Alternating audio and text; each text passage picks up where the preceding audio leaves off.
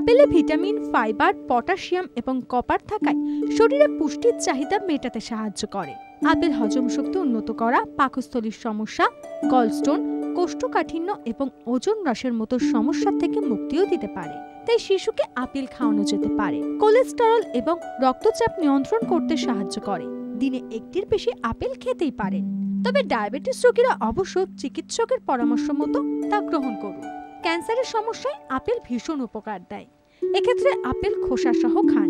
Asthma, যে কোনো হৃদরোগের হাত থেকে মুক্তি পেতে আপেল সাহায্য করে। স্ট্রোকের ঝুঁকিও কমানোর ক্ষমতা রাখে।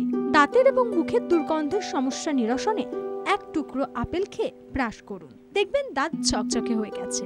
আপেল ইউরিনারি ট্র্যাক্ট থেকে শরীরের দূষিত পদার্থ বের করতে সক্ষম। আপেলে ক্যালসিয়াম পরিমাণ মতো থাকায় হাড়ের স্বাস্থ্য ঠিক রাখতে সাহায্য করে। ব্ল্যাক হেডস, বলিরেখা দূর করতে এবং চামড়া টান করতে আপেলের গুরুত্ব অপরিসীম।